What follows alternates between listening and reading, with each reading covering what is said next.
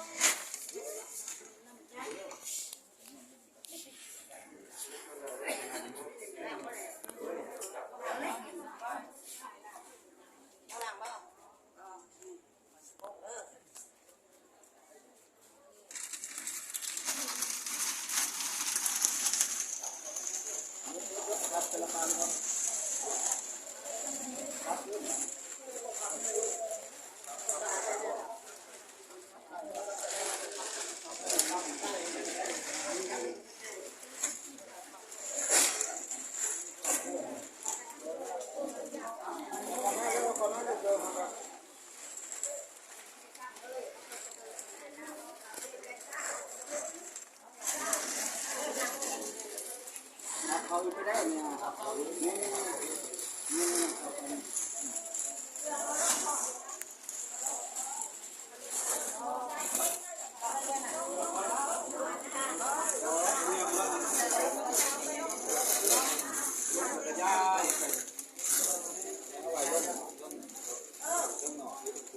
จบออกแต่หันกระย่ายเสร็จเกิดบ้าล่ะ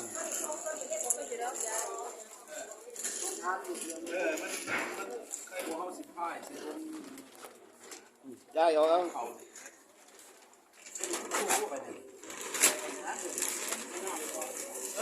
ขับไปได้ดีโลกขับมันไม่ละเอียดแต่ก็ขับไปได้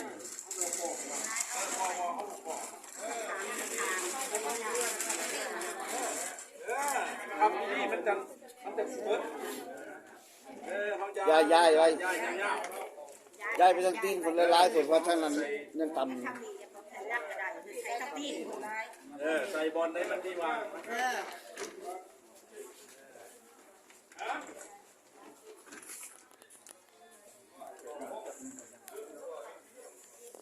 ใส่มาดูลูก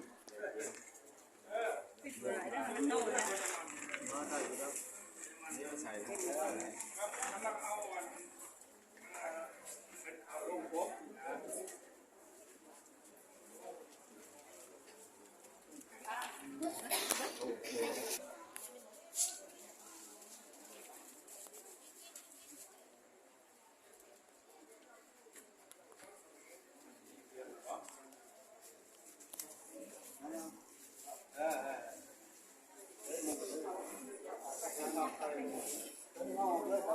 ออกเลยนะมุงค่ะว่าเขาที่มีพาข้าวอีที่มือที่มี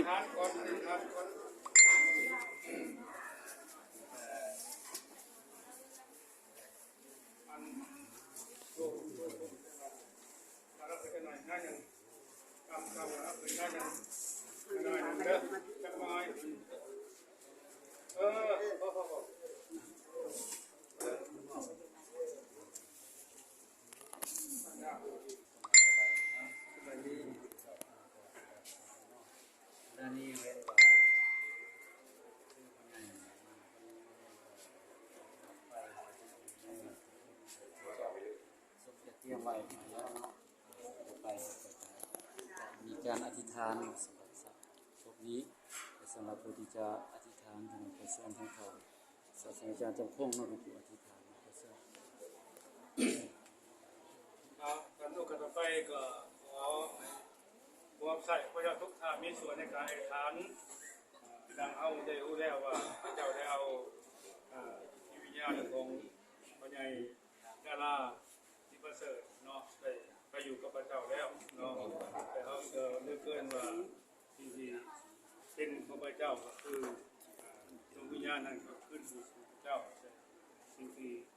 มาจากดินก็คือทางกายได้ก็จะลุกขึ้นไปสู่ดินอีกเชื่อว่าเป็นก็ได้วิทย์แล้วจากความ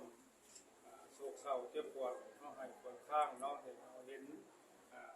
ในการจะเป็นของเพิ่นแต่เวลานี้ขอให้เขาได้ตั้งใจเนาะในพระเจ้าทั้งว่าเขาจะมีความคิดว่าถึงเพิ่นจากไปเป็นความคิดว่าคิดถึงเก้าล้านจากขอให้ทุกคนไว้วางใจในพระเจ้าเนาะแต่เชื่อในพระเจ้าไม่ต้องขอของเขาที่อยู่ในพระเจ้าเนาะเป็นกลัวเป็นกลางโลกไปเป็นบุรีนี้จากพระเจ้าเป็นก็พวกคนอยู่ใกล้ชิดกับพระเจ้าเนาะนมัสการสรรเสริญแด่องค์พระบิดาเจ้าพระเยซูเจ้าพระวิญญาณบริสุทธิ์เจ้าผู้ทรงเป็นพระเจ้ามีใหญ่สูงสุดในโอกาสเวลานี้ต้องร่วมกันในการอธิษฐานในการวอนคุณพระเจ้าในเวลามีความสุขใจและใจเพื่อว่าด้านที่วิญญาณเพื่อบริโภคสุขดีเนื่องจากว่าพระเจ้าได้กำหนดวันเวลาของพ่อใหญ่ดาราศรีประเสริฐนี้ได้กลับขึ้นไปสู่องค์พระเจ้าถึงวันเวลาถึงกำหนดที่พระเจ้าได้ทรงเอิ้นเอาเพิ่นจะกลับขึ้นไปอยู่ในองค์พระเจ้าเชื่อเหลือเกินว่าสิ่งที่เป็นของพระเจ้าก็คือพระวิญญาณนั้นก็กลับขึ้นไปสู่องค์ขอพระองค์ทรงได้หนุนใจคือหนึ่งสำหรับทางลูกเต่าหลานเรียนร้อนมันทุกคนที่ยังมีชีวิตอยู่ก็ขอให้ทุกคนมีความอดทนถึงว่าคิดทอดคิดถึงพอที่จากไปก็เชื่อว่าวันหนึ่งทุกคนเห็นกันอีกในวันที่องค์จะกลับมาครั้งที่สององค์จะปุ๊บผู้ที่รับใจปู่จะขึ้นมาสู่องค์เจ้าปู่จะพบเห็นกันอีกในเวลานั้นขอพระองค์ทรงได้เจ้าลมนุนใจแก่ทุกคนพิเศษคือลูกเต่าหลานของเพิ่นขอให้พระเจ้าทรงได้นำพาทุกคนเชื่อว่าพวกกันนำในการอบอุ่นนุนใจแต่ละคืนจะขอให้เป็นที่ไว้เกิดใจองค์พระเจ้า